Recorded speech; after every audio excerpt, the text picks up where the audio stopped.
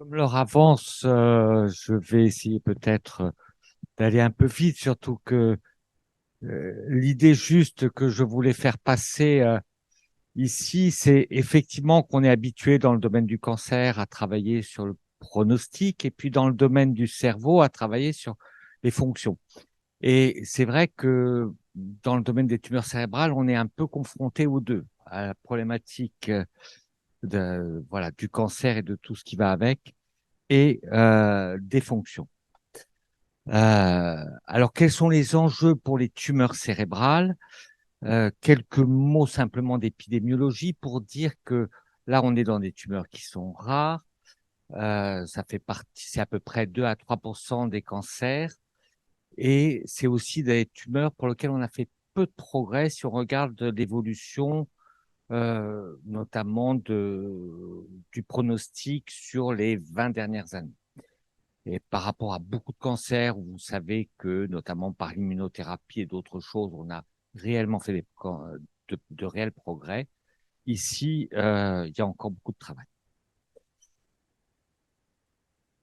Ce qui est important aussi, c'est que il y a une vraie tendance à une augmentation d'incidence, alors qui au début s'expliquait surtout par l'accès au diagnostic, qui s'est majoré avec le temps, mais pas que. Et là, on n'explique pas bien cette tendance à l'augmentation d'incidence, même si on voit que cette augmentation d'incidence concerne plutôt les personnes de plus de 60 ans que les personnes jeunes.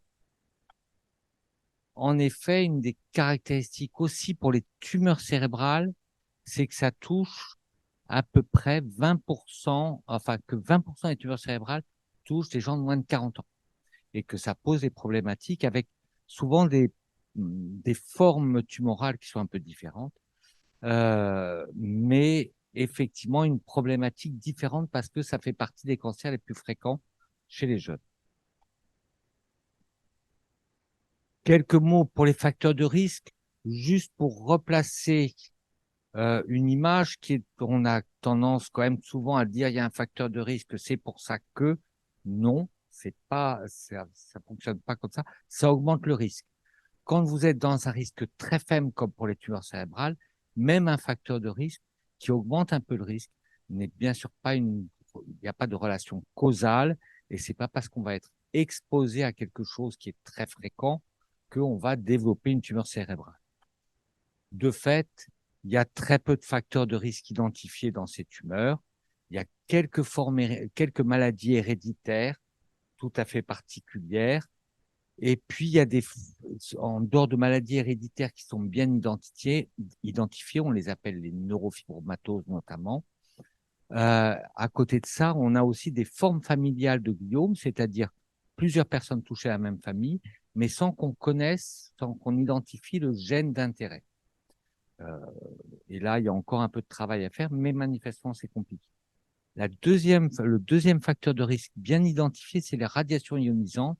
En fait, ça se retrouve surtout dans des situations particulières d'enfants qui ont été traités soit pour une tumeur cérébrale, soit pour une leucémie et qui développent à l'âge adulte une tumeur cérébrale secondaire. Et puis, il y a des facteurs de risque qui sont suspectés mais pas du tout confirmés, les pesticides, les solvants organiques, les nitrosamides et les radiations non ionisantes, notamment avec les champs électromagnétiques. Il semble quand même que beaucoup d'études, y compris des études récentes bien faites chez les jeunes, excluent plutôt la responsabilité du téléphone portable dans la genèse de ces tumeurs. Quand on parle cancer, forcément, la première chose, on pense à la biologie et à la cellule. Et on a beaucoup entendu parler tout à l'heure des neurones. Là, on n'est plus dans les neurones, on est dans le tissu de soutien. Le tissu de soutien, c'est les astrocytes, c'est les oligodendrocytes. Et c'est plutôt ces cellules-là qui finalement sont à l'origine de cancer. En fait, c'est encore plus compliqué, on va le revoir après. Dans le cancer, il y a trois caractéristiques principales morphologiques que j'ai appris quand j'étais jeune cancérologue. Les cellules prolifèrent, les cellules infiltrent, envahissent et les cellules développent des vaisseaux. elles peuvent aussi avoir une tendance à donner des métastases, ce qui est la seule chose qu'on ne voit pas dans ce cancer.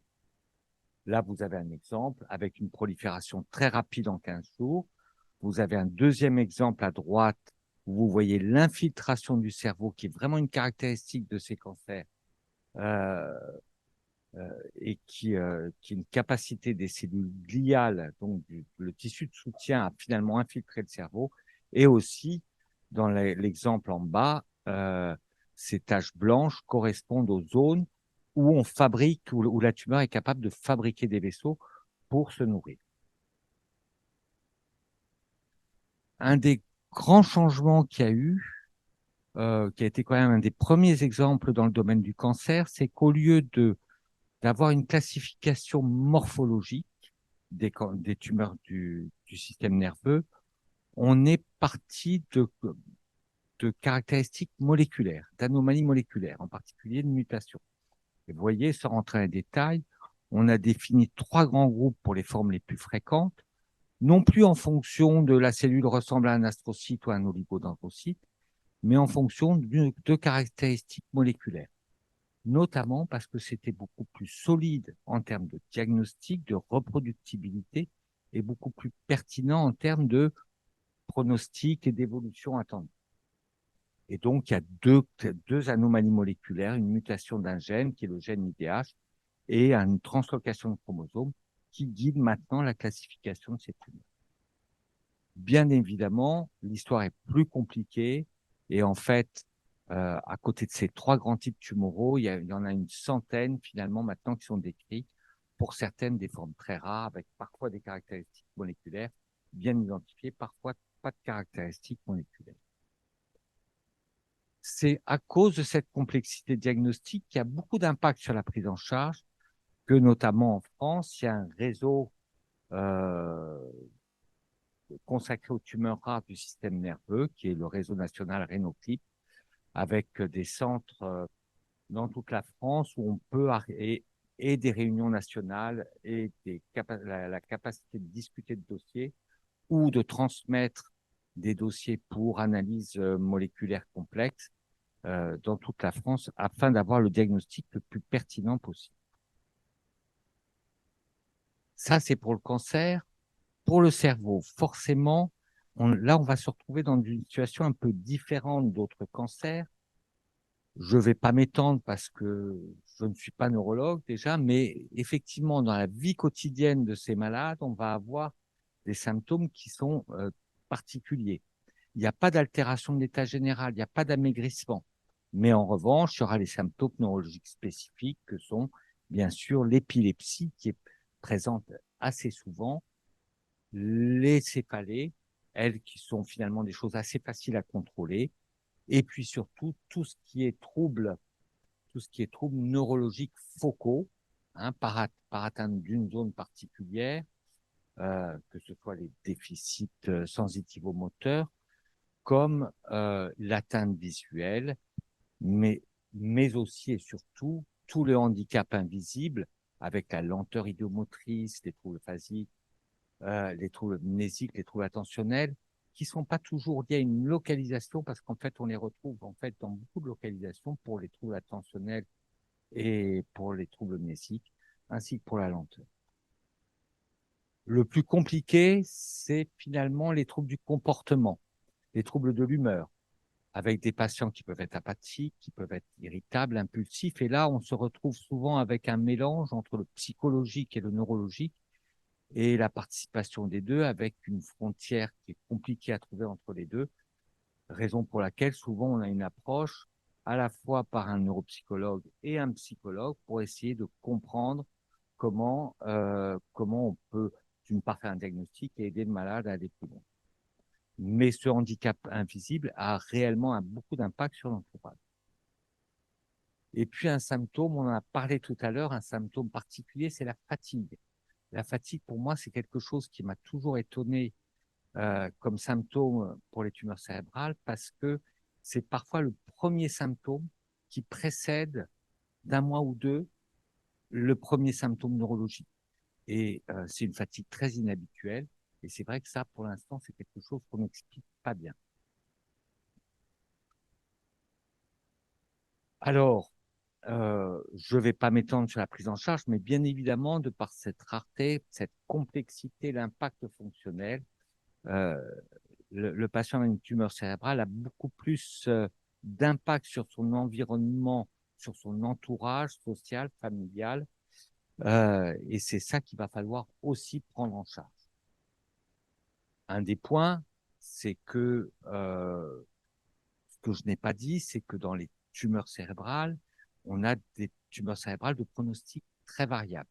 Certaines formes qui sont de très grande gravité, mais d'autres, en particulier chez les sujets les plus jeunes, que grâce au traitement, on a transformé en maladie chronique.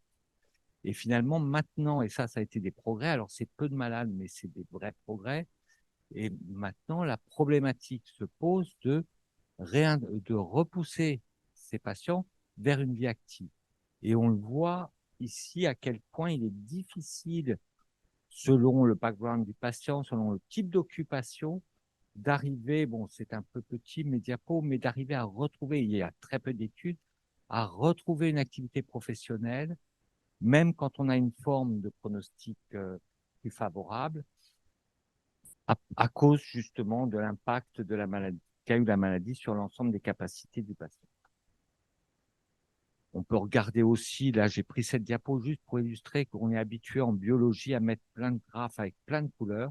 Et ben pour la qualité de vie qu'on peut analyser avec des tas de questionnaires, on peut aussi mettre plein de graphes et plein de couleurs. Mais c'est vrai que l'objectif est bien sûr aussi, dans ces maladies-là, de tenir compte de cette dimension très importante.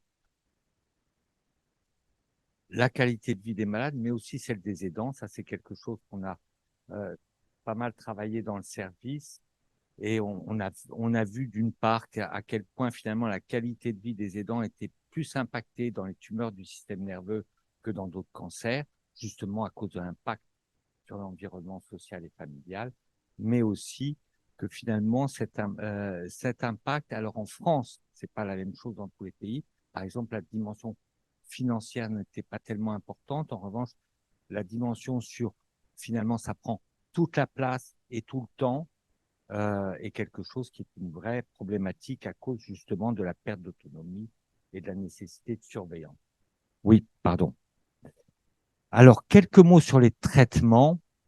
Les deux traitements classiques sont des traitements de radiothérapie et de chimiothérapie qui sont utilisés dans la forme commune et même dans des formes un petit peu plus rares. Ça a été défini en 2005 et ce standard a à peine, le traitement fait en 2005 a à peine bougé depuis cette date. À peu près à la même époque, et c'est des Français qui l'ont fait, on a même mis en évidence la possibilité de traiter les patients âgés avec une radiothérapie, ce qui était inenvisageable parce que souvent, quand même, quand j'ai commencé à m'occuper de tumeurs du système nerveux, c'était des malades qu'on mettait un petit peu sur le côté, dont on ne s'occupait pas. Et l'enjeu était de dire, ben, on peut quand même faire des traitements qui peuvent être bénéfiques sans altérer la qualité de vie, éventuellement en améliorant l'état fonctionnel. Ça, on cible avec la radiothérapie et la chimiothérapie, on cible directement les cellules tumorales. Ce qui a beaucoup, bien sûr, évolué dans le domaine du cancer, c'est de cibler aussi l'environnement cellulaire des cellules tumorales et en particulier la vascularisation, l'immunité avec un peu moins de succès. La vascularisation, il y a eu un certain succès parce qu'effectivement, ce sont parmi les tumeurs les plus vascularisées, les cancers les plus vascularisés qui soient. Hein. Et donc, c'est pour ça que l'approche par blocage de la vascularisation tumorale a eu quand même un certain effet. Et ceci a été montré en 2014, même si la problématique de cette approche-là est aussi une problématique de rapport entre le bénéfice et le risque qui doit être réévalué au niveau individuel pour chaque patient. Un des points particuliers par rapport à d'autres cancers est que évaluer ce qu'on fait pour ces maladies-là est beaucoup plus compliqué. En cancérologie, souvent, on mesure un diamètre de tumeur et on dit le traitement marche, ne marche pas, le malade va mieux, va pas mieux. C'est assez simple. En fait, parce que le cerveau est compliqué, parce que l'imagerie est parfois trompeuse. C'est un Canadien qui, dans les années 90, a dit non, l'imagerie peut nous tromper, il faut regarder l'imagerie, il faut prendre en compte le traitement du malade, il faut prendre en compte son état clinique.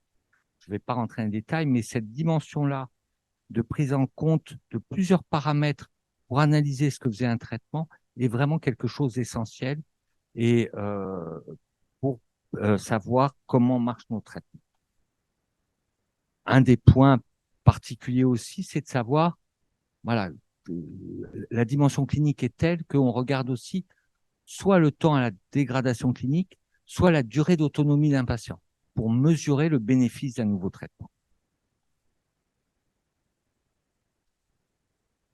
Une des questions qu'il y a toujours dans les traitements qu'on développe, c'est aussi de savoir qui en bénéficie. Et là, on fait appel à la biologie ou à de l'imagerie un petit peu plus sophistiquée, soit de l'imagerie métabolique, soit de l'imagerie IRM multiparamétrique pour arriver. Tous ces modèles-là, ils seront souvent quand même avec un certain nombre de limites et pour l'instant, on n'a pas de très bons marqueurs pour savoir si les traitements marchent ou pas au point de monitorer le traitement de chaque malade. Je terminerai en essayant de dire dans quelle direction on essaie de progresser compte tenu des résultats encore modestes dans certains cas. Alors, pour progresser, il y a plusieurs... j'ai repris ici un peu d'historique parce qu'il est intéressant, parce qu'il montre que pour progresser, on a pris des chemins parfois très variables. Dans un cas, enfin, la première étape qui a été un progrès, ça a été le développement de l'IRM. Après, par exemple, on a très très tôt, dans les années 1985, on a trouvé une anomalie génétique très particulière, qui est les modifications d'un récepteur au facteur de croissance, qui s'appelle le REGF, et qui était un élément extrêmement fréquent, extrêmement important dans les tumeurs, dans les glioblastomes. Eh bien, depuis 40 ans, on essaie de modifier cette anomalie génétique de toutes les façons possibles, et j'en ai vu beaucoup dans ma longue carrière, et ça a toujours été un échec. Et donc, la problématique, c'est quand on a une anomalie, la question, c'est toujours de savoir, est-ce que cette anomalie est importante, déterminante pour l'évolution du cancer ou pas. L'histoire beaucoup plus récente, et on en dira un mot, va concerner les mutations d'IDH dont je vous ai parlé.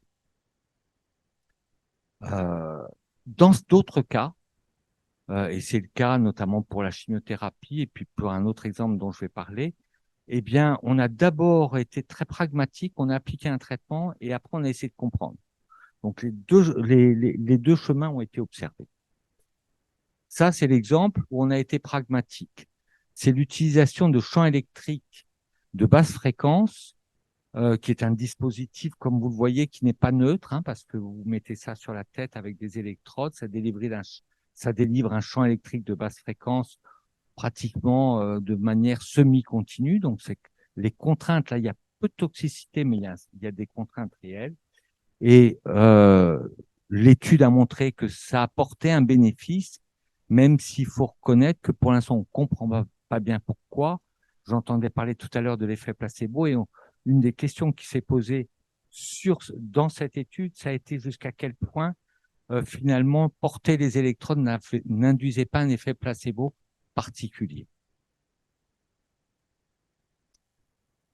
Ce qui brille un peu plus en termes de paillettes, c'est les carticelles, dont vous savez que c'est un enjeu important dans les traitements de nos jours, avec là des risques de toxicité importantes, des coûts faramineux.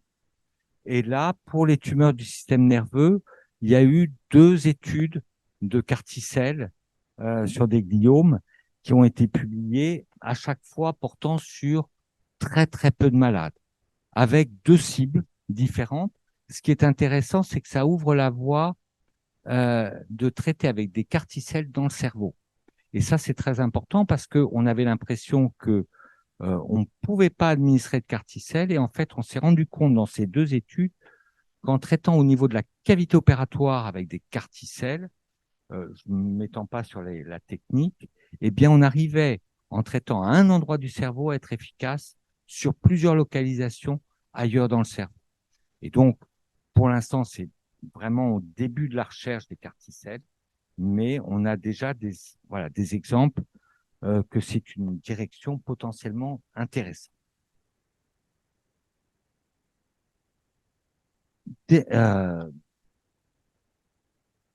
Autre exemple, on a parlé, c'est IDH. IDH, c'est donc une mutation qu'on trouve dans les gliomes plutôt moins agressifs des gens jeunes. Et là, on a retrouvé cette mutation qui est devenue, qui a pris une importance clé à la fois dans le diagnostic, dans le pronostic et maintenant dans la prise en charge thérapeutique. On a retrouvé ces mutations qui interviennent dans le métabolisme du cycle de Krebs. Ça n'a pas beaucoup d'importance. Et on a regardé, et c'est là où, quand on a regardé la distribution de ces mutations, on a vu que c'était effectivement plutôt chez les jeunes et plutôt dans tous les gliomes qui n'étaient pas des glioblastomes. Ce traitement, très vite, alors pour le coup, les mutations ont été découvertes. Quelques années plus tard, ont été développés les premiers traitements dirigés contre cette mutation. Et comme souvent en cancérologie, on les a appliqués sur des maladies très évoluées, très tardivement. Et là, on s'est rendu compte qu'on était très peu efficace.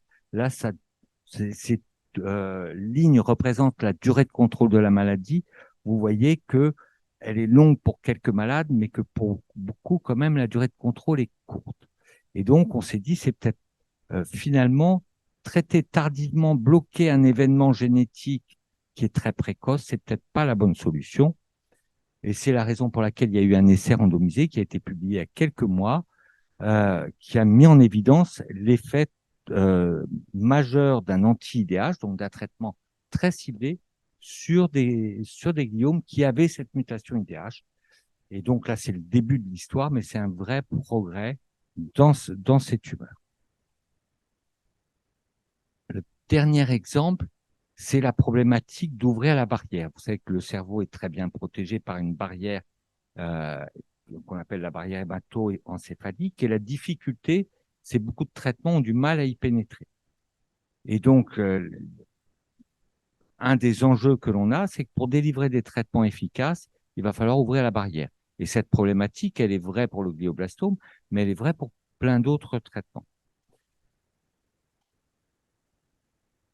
On travaille actuellement avec, et ça a été, c'est pas le seul mécanisme à l'étude, mais enfin, c'est un deux ou trois principaux qui a été développé par une équipe à la Pitié sur un système d'ouverture avec des ultrasons. Et ce système, alors qui est appliqué finalement à la place de la voûte crânienne après une intervention, permet de délivrer des ultrasons à la demande. Vous voyez avec ce petit dispositif, ce petit stylet blanc qui, quand il est connecté, délivre des ultrasons. On ouvre la barrière, on applique le traitement et puis la barrière se referme dans les heures qui suivent. Les études ont bien montré que, à la fois, comme vous le voyez sur les IRM, là, vous voyez toutes ces traces blanches qui sont ici, montrent les endroits où on ouvre la barrière. Donc, ça marche, en termes d'imagerie, ça marche très, très bien pour ouvrir la barrière. Là, ça vous dit d'une manière ou d'une autre, mais de façon quand même très visuelle, qu'on arrive à bien faire pénétrer les traitements à l'intérieur de la tumeur. Donc, on arrive à le quantifier. Après, ce qu'on ne sait pas encore, et c'est l'objet d'une étude actuelle en cours, où on va voir s'il y a un bénéfice pour le malade à ouvrir la barrière. Donc ça, c'est la dernière étape, et c'est celle qui est en cours à la fois au niveau européen et international.